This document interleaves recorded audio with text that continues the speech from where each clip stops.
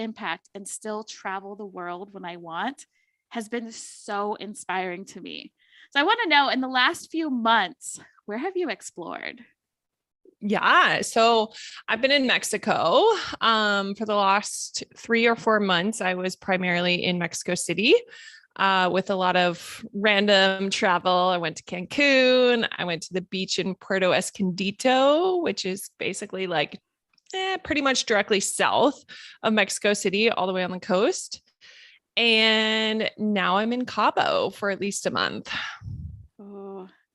And how has travel affected your business? Because I know that what you're doing is you're helping women create this massive impact and income and freedom. There's this balance that you've created within your life. How is traveling from place to place to place while owning a very successful business? Yeah. So I'm all about time, financial, and location freedom and helping clients to have the same. And for me personally, it creates a lot of spaciousness for that. I never want to say like there's not things that go wrong or all of that. Of course there are, but it is really a thing that drives me personally of like, I want to go out and adventure. So I'm going to be focused during my work time so that I can go out and adventure. And it really helps me to laser in with my clients as well of like, okay, let's have honest conversations. Are you having money making activities happening in your business every day? Or are you hiding in fear? Which is so normal. Like, I want to normalize all that. But the truth is like, there's so many people that are like, oh, I'm working in my business for 10 hours a day. And I'm like, cool. Did you have any conversations about money? And it's like, well, no, and so it's just like, I want to normalize that. And if we focus on the right things in business, it really doesn't have to take you a long time. So you can work part-time hours and make a full-time income. Like it's more possible than ever before. Oh, I love that. And that is something I am just starting to lean into because I will be the first to admit I am that work 10 hours doing the busy work to stay, until recently, I didn't realize it was my hiding technique because I thought you needed all the new graphics and the pretty website and all those things. And then one day it dawned on me, like, this doesn't make money. This is not Yeah. necessary. Yeah. I mean, the first year of my business, I had an Acuity link and email. I mean, I had like some graphics or some whatever, right? But like, I just see way too many people get caught up in the wrong things. And then they're really frustrated, rightfully so. But the truth is like, we have to talk about money, which is why I'm so glad we're having this conversation, because you need sales in your business and you need to have sales in a way that feels really good to you.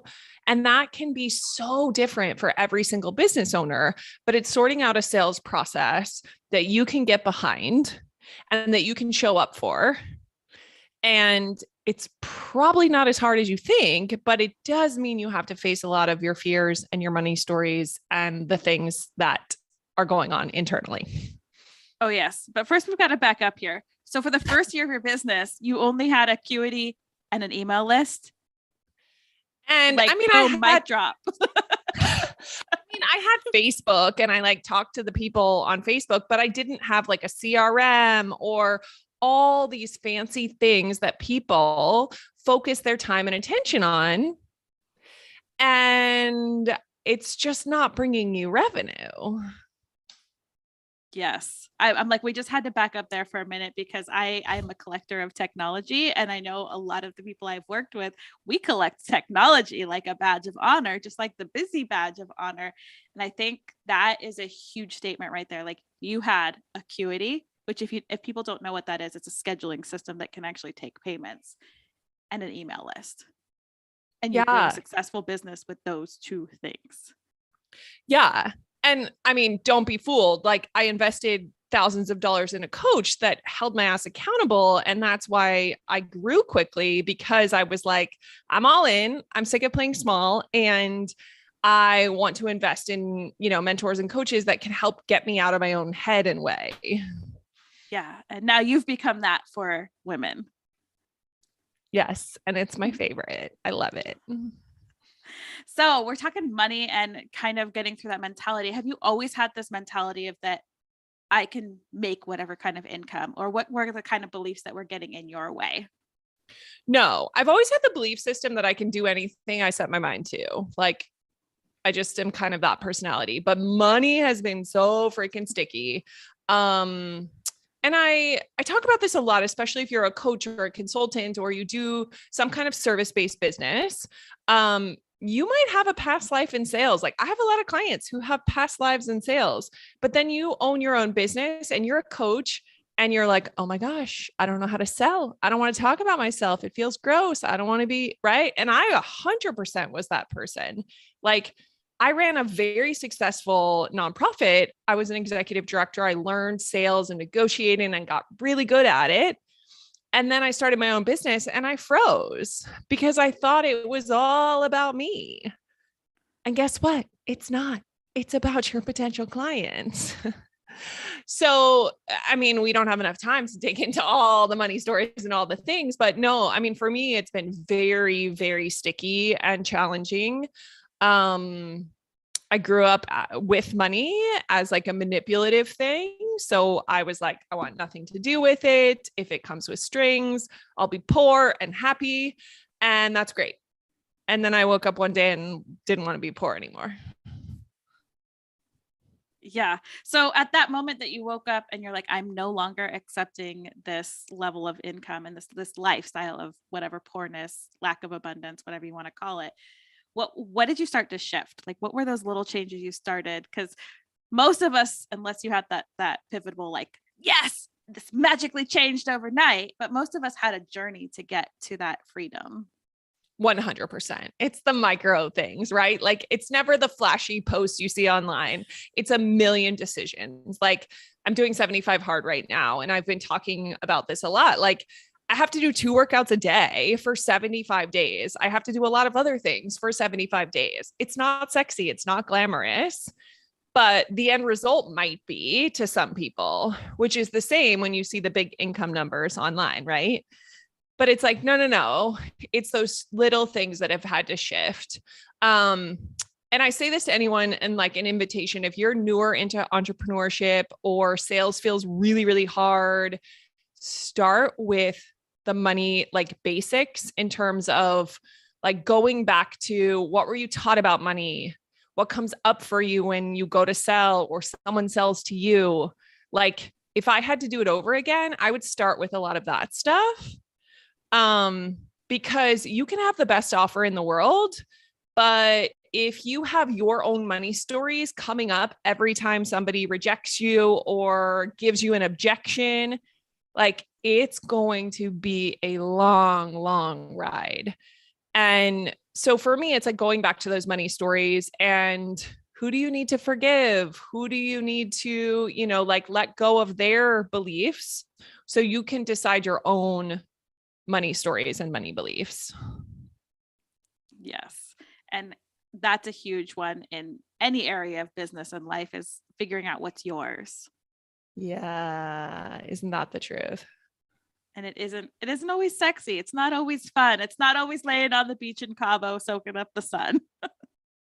No, it's not. And I always want to like, I just even posted something maybe on my stories or something this week or today. And it's like, you see me in a swimsuit, you see this, whatever amazing life. But like, if you're comparing, shut down the app. Like no one's showing their fights with their partners. No one's showing the like messy middle that we all have. And I just want to like normalize that.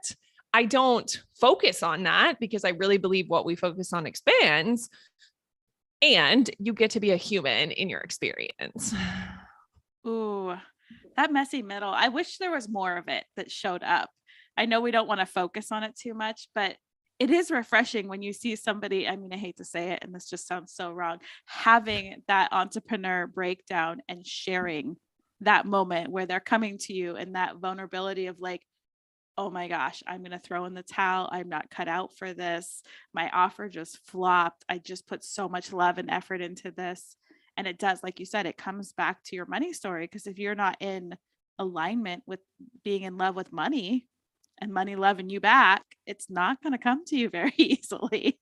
No. And also noticing, like, for me, one of the big shifts was understanding that money loves a purpose. And so, like, looking at what am I going to expand into this month? Let's say you're trying to expand your income. Like, what are you going to buy? What are you going to put that money toward? Like, can you give it a direction and a purpose? Because otherwise it's really hard for it to flow if it doesn't have a place to go. Oh, I That love kind of that. rhymed.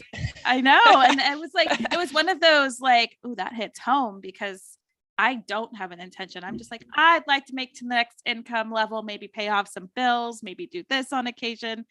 But I can see how having a powerful intention for it would allow it to come. Anything we set our minds to kind of shows up. 1,000,000%, right? Like, I am obsessed with reticular activation system within our brains, and basically the red car phenomenon, which I always tell clients about. Like, you go to buy a red car and you don't buy the red car, but you leave the lot, and all of a sudden all you see are red cars. And you're like, oh my gosh, there's a bazillion red cars. Where did all these come from? Blah, blah. They've been there all along, but you've just shifted your focus and your attention. And it's literally a part of your brain that then is focused on finding more red cars. So it's just like wild to me that this is how we can retrain and actively participate in our lives, but we're not taught this stuff. Unless they come and hang out with you. Yes, I will brainwash you into believing all of this because it's literally true and backed by science. And I was so skeptical, and trust me. So I'm like, I was not this person before. And I promise that you can rewire both your brain and your body for a totally different experience. Oh, wait, you're saying that my money story is going to shift how I sit in my body too? Yeah. Ooh, that's deep. That's juicy. I'm like, I love that. I love that being in your space, that you bring so much fun and joy and this like lightness to talking about money. And you're really breaking down the stigma of like money is bad. Like, let's get all those old stories out because I knew I grew up with a lot of them. Don't be rich. Rich people are this. Money is dirty. Like now when my husband's like, oh, that don't pick up that coin. It's so dirty. I'm like, never say money is dirty. Never, never, never. Let's just erase that. Yeah, it's really true. I mean, and it starts with just like anything of how I teach thought work is just beginning to observe, right? Like witnessing what's going on in your brain without judging. This is the hardest part for most of us. Like witness the thought, but don't judge the thought. So you have the thought that money is dirty. Cool. We have some data versus like, oh my gosh, what's wrong with me? I think money's dirty. It's like, no, we just have some data of like some stuff that needs to be shifted, but we're not going to judge it. We're just going to notice it and be like, back to what you said of like really deciding what's yours and what you want to keep. Do you want to keep that thought? Do you want to keep that story? Or do you want to build some different, more empowering thoughts around money? Oh, yes. Yes, yes, and yes. We want those empowering thoughts. One of my favorite things that I'm not sure where I picked it up, but it was like the more money we make, the bigger impact we can make. Like you have a choice to choose to be the rich jerk that we all get in our minds if we're going to become, or the one that's out there like, oh, I want to help that person, or I want to help that thing, or heck, I want to rent a private jet someday, and that's okay too. 100%. Yeah. I mean, because the truth is like, without money, it's really hard to really help people, Including yourself. Yeah, of course. If you can't pay your bills, like it's going to be really hard to help anyone else because you're going to be in constant survival, right? Like survival, survival, survival. And you're just like in your your brain that you like can't get out of. You're in your fight or flight response. Yes. And we don't want to live there. It's not good for our minds, body, or our souls. No. It's like being in that box. Like, I'm trying to get out, but you can't get out. Let me out. Let me out. Exactly. And I had like, am so inspired by your journey of like, I'm just going to do this. I'm going to travel around. I'm going to own this big business that is creating impact in people's lives. So one of the things that you mentioned was that, you didn't have to work so hard. I think that's one of the beliefs that again, the few things that I pick up is, our belief that of our money system, and it has to be hard. If we're not working hard, we're not worthy of that money. And I think that the lifestyle you've chosen has really showed us that you can play and you can work hard and you can have it all. You can eat your cake, you can have the frosting, and it has no calories in it and it tastes good. Yeah, honestly, that has been one of the biggest ones that I've undone, to the point where I've almost shifted like so far the other direction. Sometimes I'm like, wait a minute. But I definitely had the story and the belief that hard work equals, whether it's more money or just like better something. And I prided myself on it, like big ego trip in so many ways, because I'm a hard worker. Like, anyone who's ever worked with me or hired me is like, Carrie Veatch will outwork you. And I'm like, yeah, I will. And yet it was this like badge of honor for what? Right? Like, I don't know. So I think my line in the sand moment, or one of them, was a couple of years ago when I was too afraid to launch my business and was just kind of like dipping my toes, looking at what was going on and lurking. And then I started seeing 25-year-olds making millions. And I was like, wait a minute, I have a master's degree and some of them don't even have a college education and they're killing it. And I judged and I was triggered and all the things. I had to go through my process, but then eventually it became a lean in moment of like, wait a minute, if they can, so can I. And it really comes down to that belief system. Like, they believed it was possible for them. And so they started to go after it. And it doesn't have to be hard.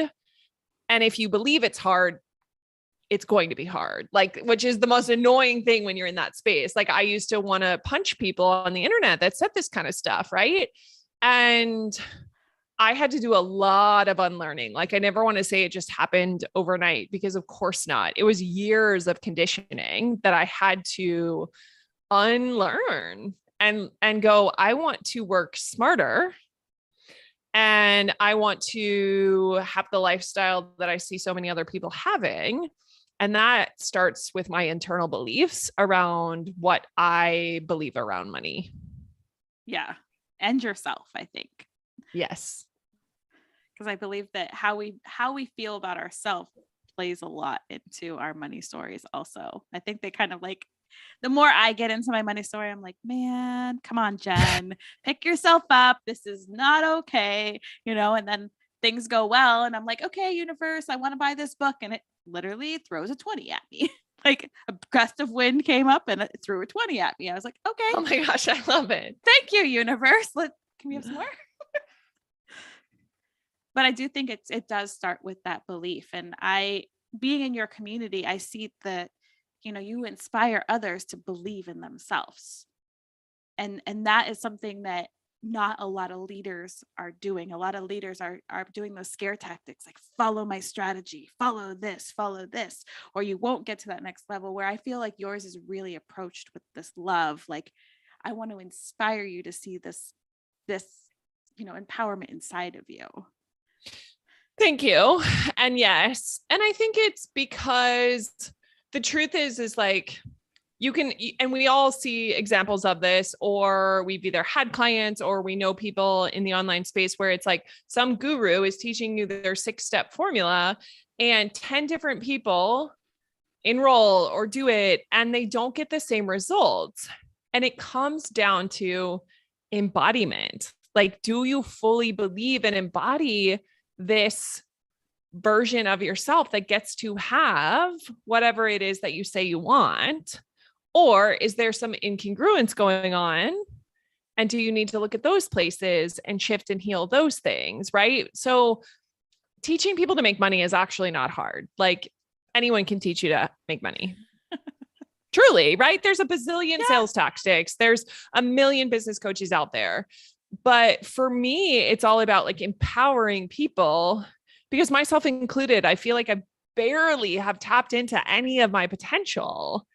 And I know that when we are empowered and we have a vision, we show up for that. And we show up when it's hard and it's not convenient and it's not sexy, right? But like when you have that, you're going to keep going through the bumps, versus if you're just trying to follow someone's formula and then like tech breaks or whatever, you have a bad day, you're just like, see, evidence, it doesn't work for me. I'm not cut out for this. Versus starting with that internal that then manifests in the external. Yes. And those road bumps can be really hard, especially the tech gremlins. Oh man, there has been many times that I'm like, I'm just going to go back and work for somebody because tech. But like you said in the beginning of this episode, acuity and an email list. So if all this tech is breaking, folks, like you may just need to back off the tech. And honestly, like just go talk to people. It's not talked about enough, but I'm like, if you genuinely want to grow your income, if you want to sign clients, if you want, go talk to live humans, help people, be of service, like literally allow it to be that easy. That's the fastest way. It's not like sitting behind the tech, having a fancy funnel, all the things, like, yes, as you scale, like, sure, have systems, have repeatable processes in place, but go talk to humans and help them and make offers. Yes. Yes. Yes. Yes. For those of the in the back, I hope you're screaming with us. Like, yes, this is it. And this is the part that is, like you said, is missing in so many business strategies is we set up all these funnels, but we forget that it's a human on the other side. Yes. We either see them as a checkbook or we see them as like, oh, this elusive, creature that we're, like Bigfoot, we're going to find them. And, we've got to build this perfect trap for them. But it really is about connection. That's one of the reasons I love podcasting, is that I actually get to connect with humans. And it's powerful. Absolutely. And I come back to remembering like on the, crappy moments and the hard days is like, why did you start your business? And for me, it's always like, I genuinely want to help people. And I lived in such a disempowered state for so long that I want to help people to tap into their potential, to see past their limitations, and to know that business can actually be really simple.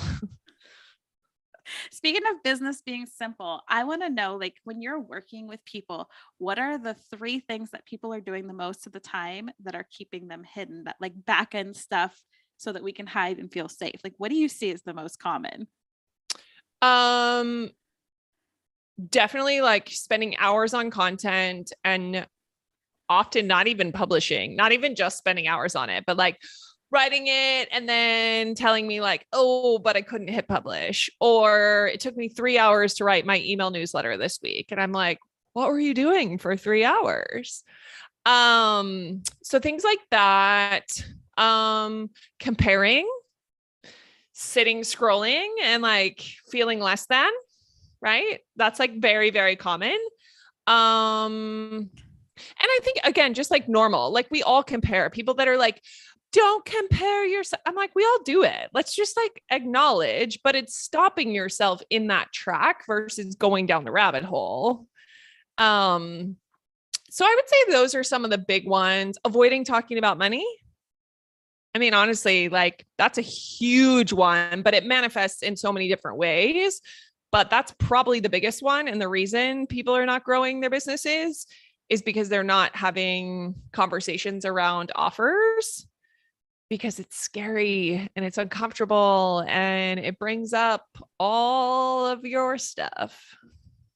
Oh yes. It's like, hey, here's this program for you. And this is the amount. No, I'm not discounting it. That's been my big one. It's like, oh, I just said it. And before somebody even has this like chance to say yes or no, I'm like, but I'll discount it for you.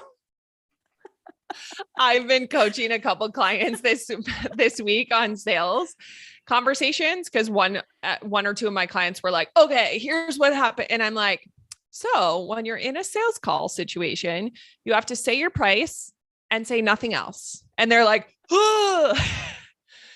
But it's one of the things that like I have learned. And one of my mentors and coaches was telling us like when she first started learning this, she would have to mute her microphone so that she wouldn't say anything. But because it's hard, like bite your tongue or have a post-it to remind you to like say the price and then shut up and see what the potential client says.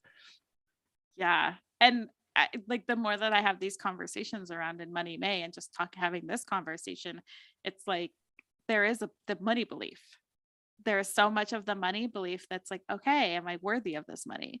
What will happen if I get this money? Am I going to lose this? Like there's so many things that immediately makes me discount before I don't even pause. It's like straight up like, here's my price, but for you, I will offer. I mean, it's like, they don't even get a second to breathe. And I'm great at the dramatic pause, except when it comes to money.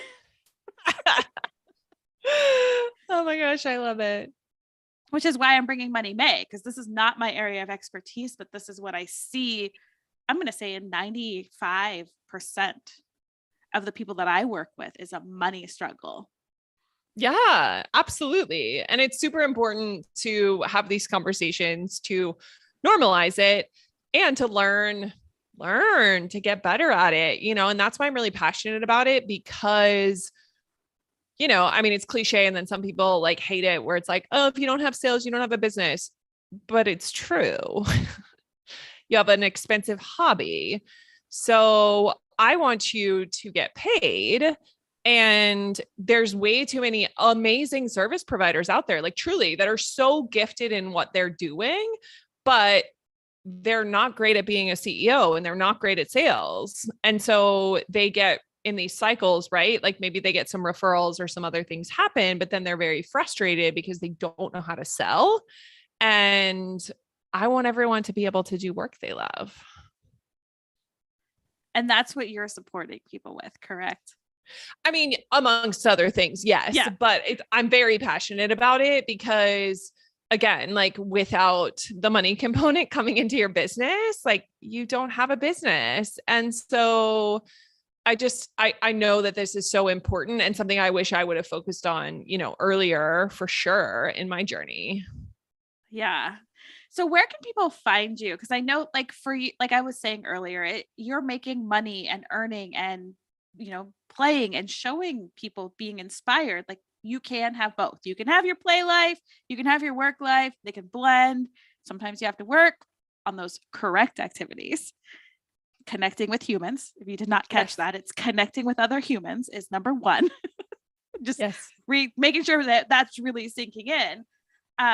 So where can people get into your space so that they can like just absorb all of this? Like money is our friend.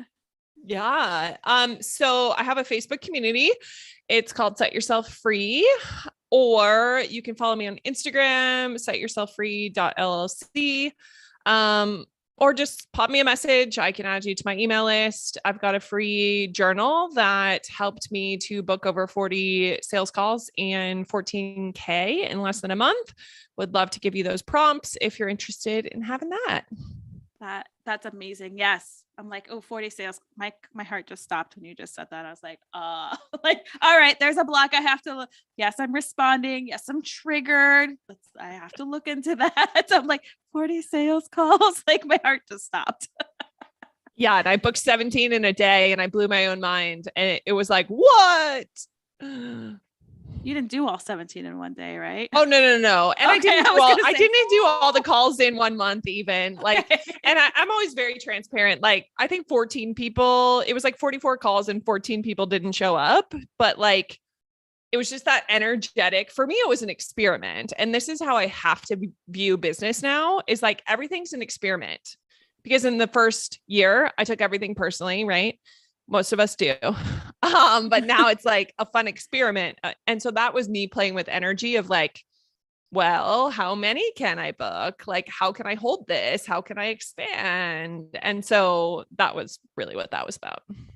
Ooh, our business is an experiment. Yes, it is. And that is makes it so much more fun thinking of it as an experiment. Like this is our science experiment, guys.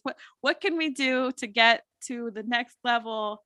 What's going to blow up in our face? What's going to, create the perfect magical whatever it is where, the unicorn, all the things. How fun is it to look at your business as an experiment? That honestly, that's shifted so much for me. And I had a long-term client and that was the only way she could participate. Like she'd been an entrepreneur for a very long time, was like way more successful than I am. But like, I love working with clients that are like stages ahead of me because I know I'm really great at coaching them. And that was how she had to view it. Because otherwise she would just like hide under the covers.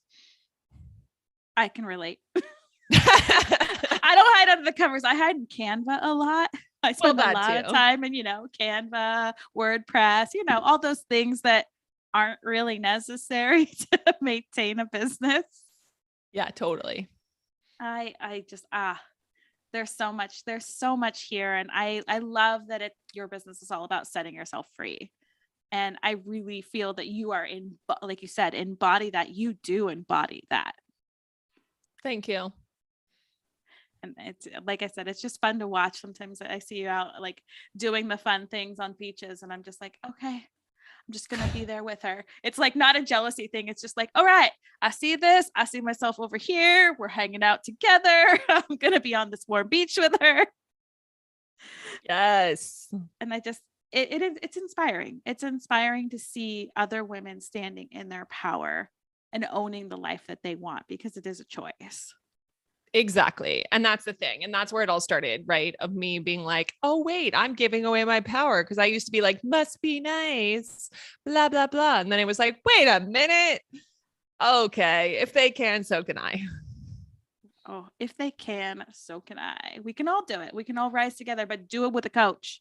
If you want to skip steps, find a mentor. Find a mentor. 1,000,000%.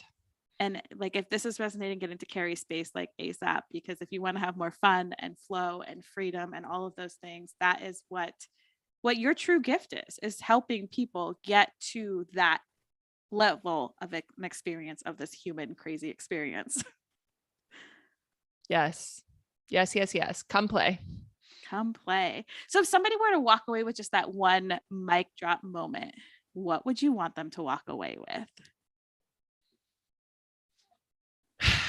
In this moment, I would say you have so much more power accessible to you than you even realize.